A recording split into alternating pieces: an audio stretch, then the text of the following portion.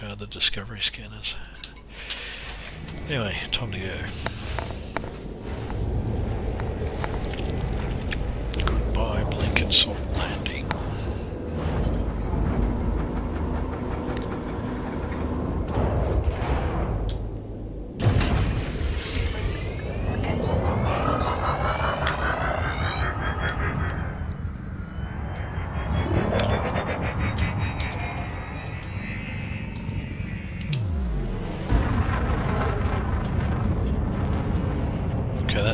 Triangular indicator there just flying in behind and above me is a ship with its hard points out.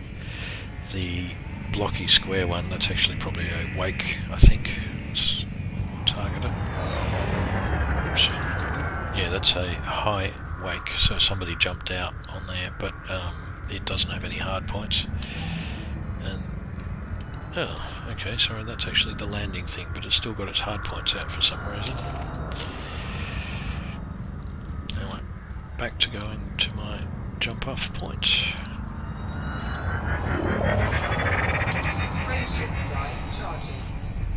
You can see that I'm going to use 1.5 fuel bars over there on my fuel over there, so I can probably do 4 or 5 of those jumps before I'm completely out of fuel. 3, 2, 1.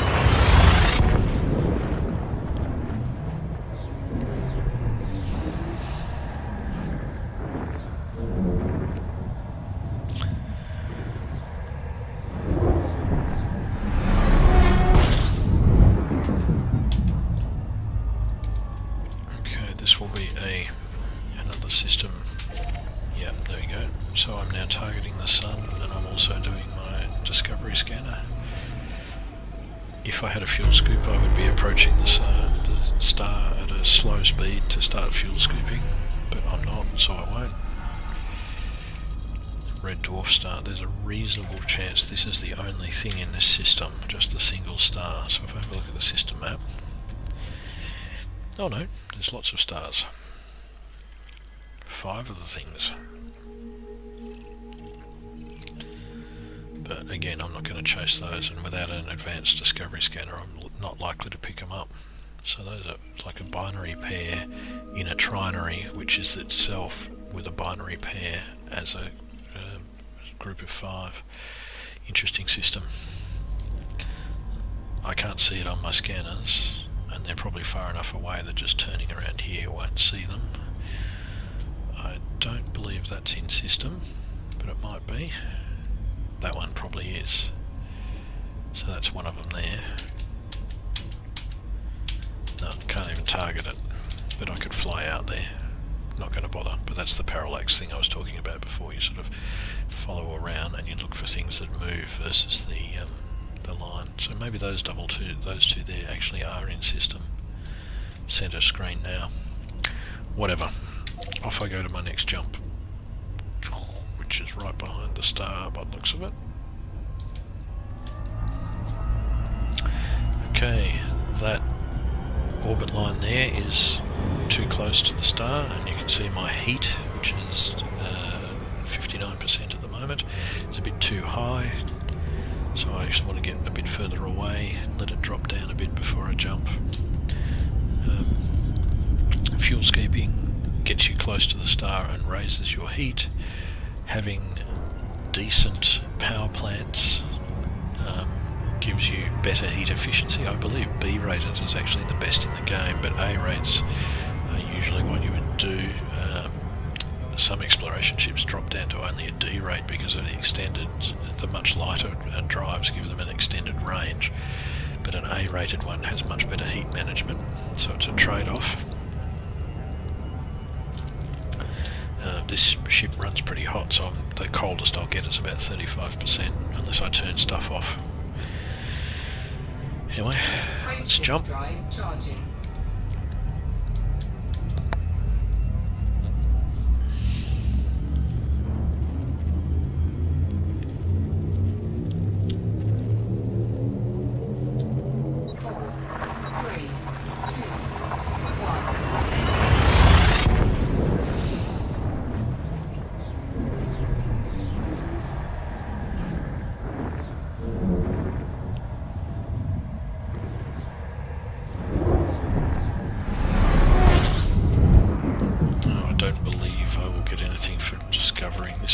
No, it's already discovered. Yeah, right. Okay, now this system can be a bit of a problem. There's a resource extraction site. Haxel Port is the main system that's the main port for having any sort of decent shipyard or anything like that, so I will head there. Those are NPC commanders flying by.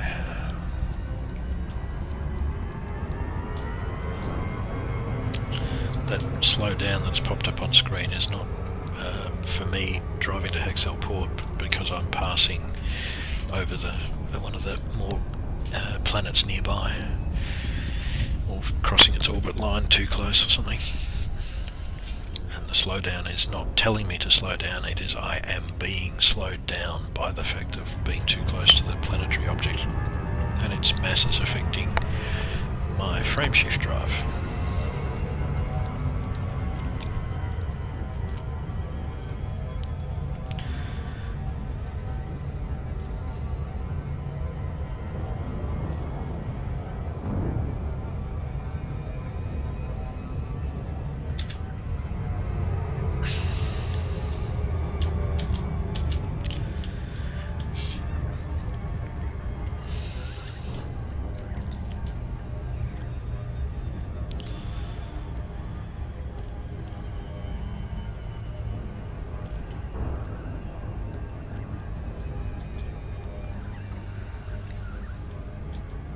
Okay, Haxel Port.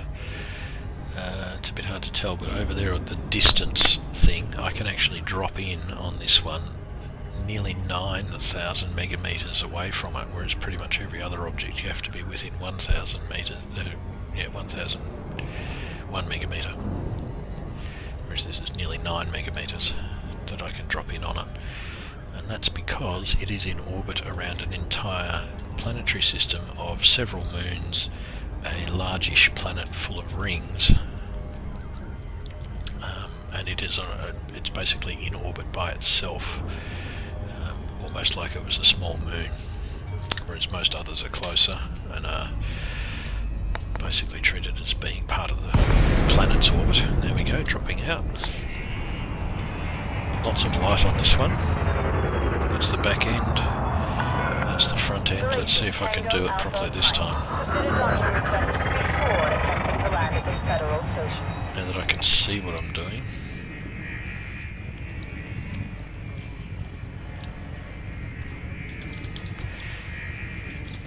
Request some docking.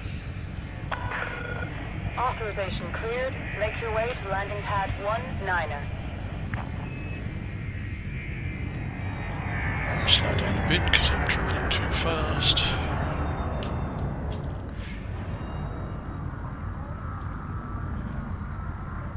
Whoa, this is a different design to what I was used to. You cannot fly under that rim.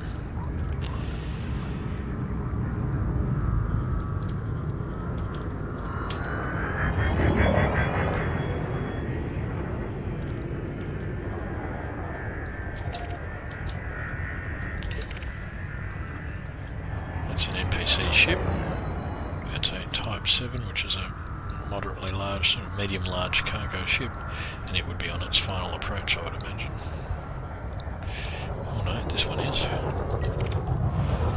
An Asp Scout. I'll follow him in. Ooh.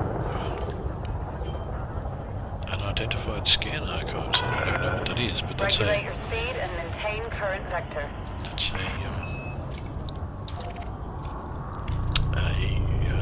data thing used for the engineers.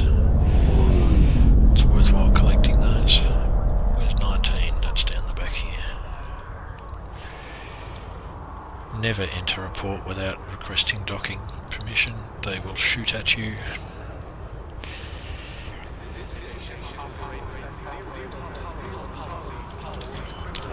Zero tolerance policy. Loitering is punishable by death. Deployed.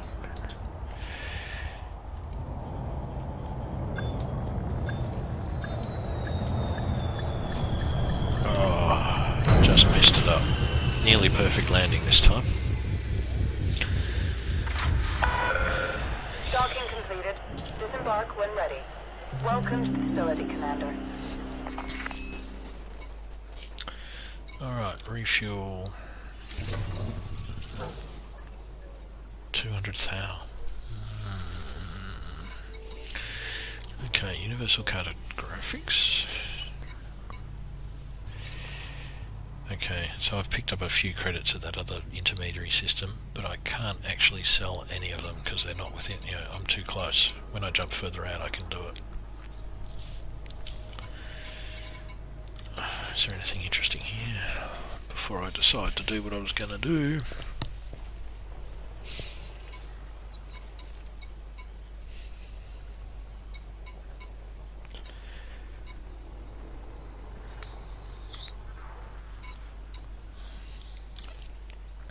Lots of Fed-aligned systems in this place.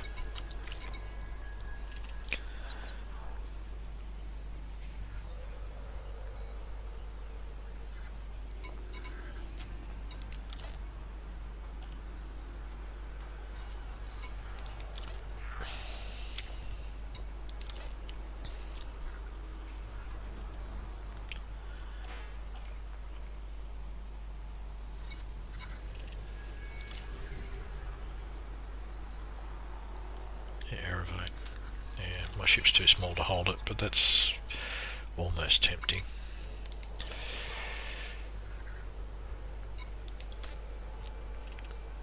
Really? $6 for that? You gotta be kidding me.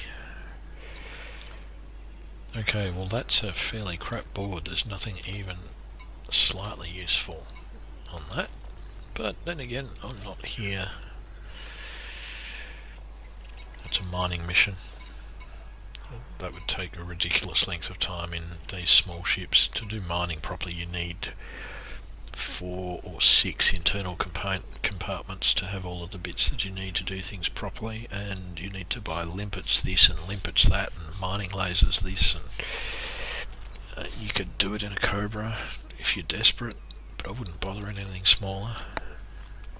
And you certainly don't want to be picking up the individual fragments, you'll be there forever. Nerve agents. Nerve agents would be a illicit cargo, which means the cops will shoot you if you get scanned. We've got to go somewhere else to buy them.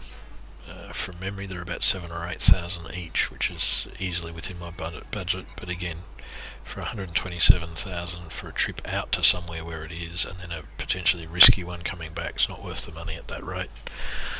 Double my money, dudes, and I might think about it.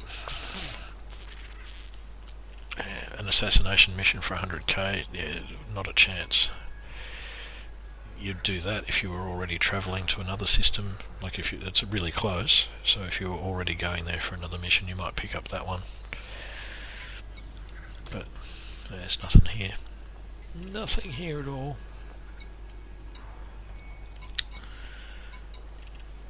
But as you can see, this is a Federal Alliance system with 1, 2, 3, 4, 5 of the 8 local systems are all Federal aligned, so it's actually quite a good spot for picking up Federal ranks.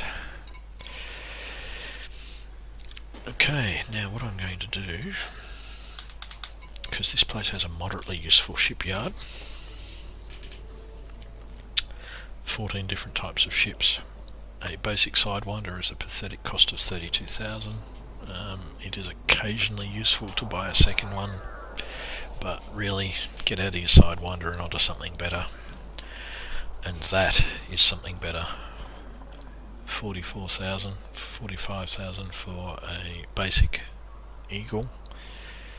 Even in its stock configuration it's faster than here. That manoeuvrability rating is a bit misleading, but this is just about the most manoeuvrable ship in the entire game. It's got better shields, less armour, but yeah, it doesn't matter if you get hit in either of these small ships, you toast anyway.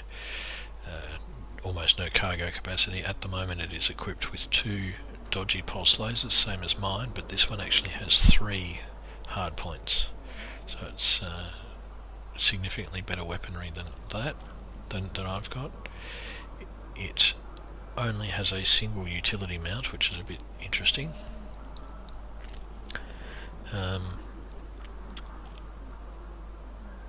Crap shield at the moment. Not much else. There's not a whole lot of internals on that one, but it is a beautiful little fighter. Great fun to play. I'm seriously tempted to pick it up. Then we have a hauler, which is not bad as a sort of a starting trade ship. I think you can get about 18 or maybe 20 tons of cargo in it, but it's got only one gun. You do not want to try and fight with this thing at all. In fact, if you buy it, sell the gun and save yourself the effort. It has a very high maximum jump range, so an unengineered ship can get almost 30 light years, I think, empty. So it's actually not a bad thing for trading for rare ships. Rare trade commodities. Okay, Viper. That's starting to blow my budget there, so I can't really consider that at the moment, but that's also a very nice combat ship. It comes with 2 small hardpoints, I believe they are the ones on the top of its nose, and then 2 medium hardpoints mounted in just in under there, underneath the nose.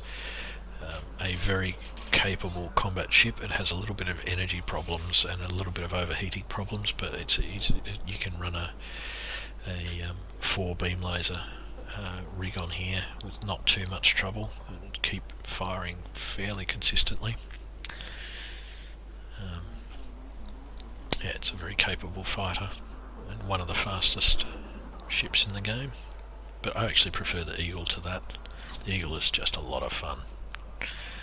Good old Cobra. It's the next step up from the Sidewinder as a multi-use, multi-role ship. Good for trading, good for doing missions in, reasonable in combat. It's not the best at any of those things, but it's pretty good. I think its max cargo capacity is somewhere around 60 tons, which is pretty good for a ship of this size. It's still a small sized landing pad, so you can land pretty much anywhere. It's got enough internal components that you can do pretty much anything you like. Its E-rated jump range is already 10.4, so an A rating on that is going to be above 20. I think it's about 25 for A rated. It's pretty good. Oh, and now this new function, it's got multi-crew, so you can have an additional person come in and join you. Not a lot of use on a ship like that, and comparatively cheap at 349. Then we get into things I've got no chance of affording at the moment. Viper Mark IV is a heavy combat ship, but its turn rate and I don't like it as much as the Viper III. It's very much stronger and tankier, so some people prefer it, and it's got much more survivability in that regards. Whenever I fly it, I get blown out of the water because I'm just not fast enough in it. I need to be fast in my combat ships to do any good, I think. And then the Diamondback Scout. That's a very interesting ship. It's talks about being a combat explorer vessel here. It's not really an explorer because it's got the wrong sort of configuration of its internal components, and it's pretty weak shields. It's pretty weak armour, really. It's quite manoeuvrable, despite what it says there. Jump range is pretty decent. It has the same exact weapons loadout as the Viper Mark III, but I actually find it a better combat ship than the Viper Mark III just because of the way I fly the thing. It is an incredibly good ship for PvP players because it has almost no heat whatsoever. It runs really, really cool. So therefore it's a great stealth ship, and its silent running where you turn off your shields if you even got them fitted, and your heat signature is very small, which means the enemy ships have a great deal of difficulty targeting you. It is very manoeuvrable, pretty damn fast. It's a really, really nice ship. Like I said, I actually prefer it to the Viper Mark III, and it's a lot better to me anyway from the Viper Mark IV. The Type 6 is the first really big dedicated trade ship. Cost just over $1 million. In its base configuration it's only got 50 tons of cargo, but that's with underrated cargo slots and whatever else. It can actually carry about 112 maximum. Most configurations of it have it with just over the 100 tons. So you can actually start making viable trading trips. You know, a single hop can net you 150k, something like that, with a ship like this, perhaps even more. So you can end up pushing the 1.5 million per hour purely in trade, and that's on a not particularly profitable run. It is actually a potentially viable exploration ship because it has a very nice jump range when you fully kit it out with an A-rated one. It runs cool, it's got good visibility from the cockpit, it's surprisingly manoeuvrable and relatively speedy for what's basically a flying brick. It has very little in the way of defences though, so when you're trading with your big hold full of cargo, you are slow and sluggish. This particular ship's not too bad at that, and you can still get away from pirates if you're pretty good, but you are tissue thin shields and not much armour. Although it's been buffed in recent patches, that's a lot higher than I remember it being. Yeah, not a bad ship. Keelback is a sort of a combat variant of that, and is actually the smallest ship class that can carry a ship-launched fighter. As a trade ship it's a piece of crap, but it's not too bad as a miner, and as a platform to launch fighters from, so basically a mini carrier. It's a lot of fun. It's not useful exactly, but it's a lot of fun. You can take that into a resource extraction site and blow things up with your ship-launched fighters. I think it has 4 hard points, might only be these 2 anyway. If they're they're crap. It's not really a fighter, but it can shoot back at things. It's a fun ship to fly, but it's not any good at anything particularly. That Vulture is your dedicated medium-sized, well actually it's a small-sized ship that is a heavy fighter. It can only carry 2 heavy guns. Its jump range is crap. It looks in this configuration to be quite slow, but it's not when you're fully kitted out. Surprisingly, it actually has multi-crew. That's pretty much useless. It only has those 2 hard points, but they are Type 3 or size 3 huge lasers or multi-cannons or whatever. So it's extremely damaging. It's pretty well shielded for its size, a size 5 shield. Strip off all the other crap, you don't need any of that. It can be quite tanky if you build it with hull tank, but it's mainly a shield tanked ship. And it's, yeah, for standard bounty hunting or killing of NPC pirates in resource extraction sites, that's the ship to go for, but you do need close to 20 million to fully kit it out before you even start with engineering.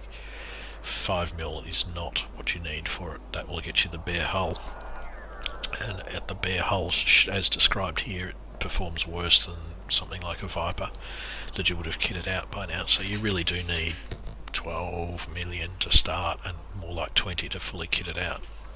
So that's a fair way away. Federal Dropship. It's an interesting ship, but you have to have ground up some Federation rank first. It shouldn't take too long to get to midshipman, but 14 million. It's quite a nice ship, but it doesn't really have a dedicated purpose. It's quite slow, its jump range is shit. Most people consider it to be primarily a hull tanked fighter. You can see that its shields are not good, whereas its armour is pretty good. So you whack on a whole bunch of hull reinforcements on this and military grade armour, and you can slam into things with it. It boosts okay, with some decent engines on it, so you've got that, but manoeuvrability is rubbish.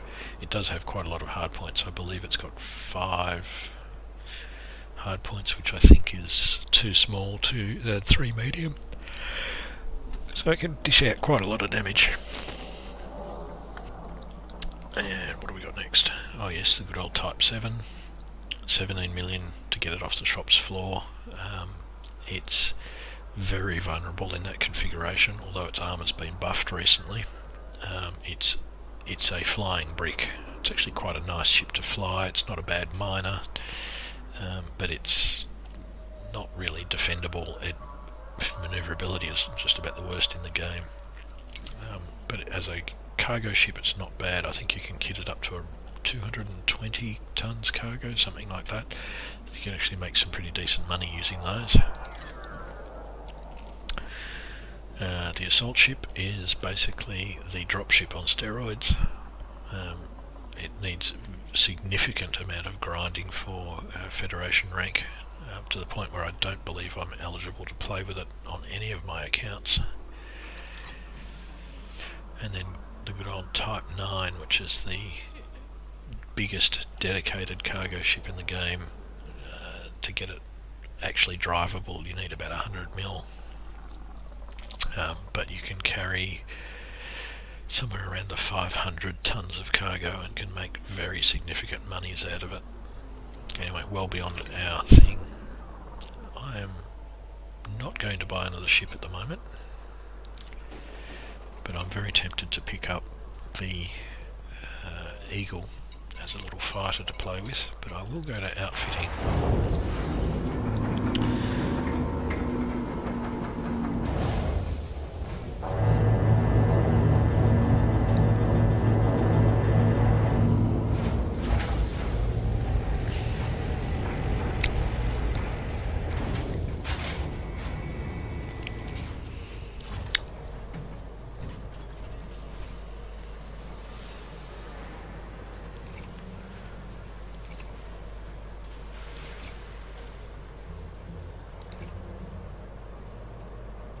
I still don't have the D-rated one. I don't want to spend that much on it. Damn it.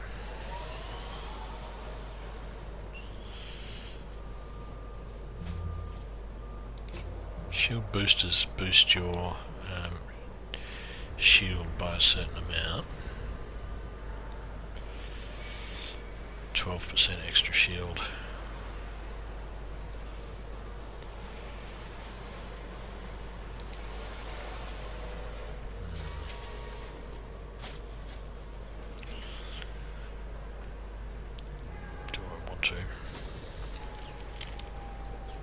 No.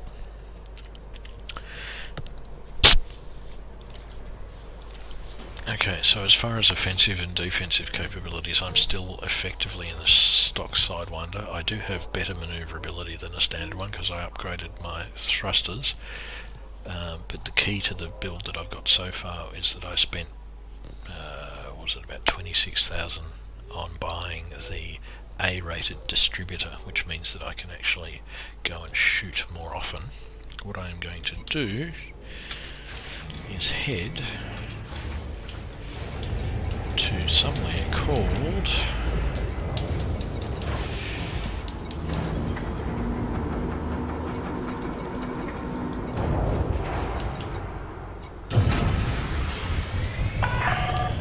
Yarping Dock, Go for departure. which is nearly 2,000. Whoa, tipping over. My joystick never centers properly. Landing gear ready.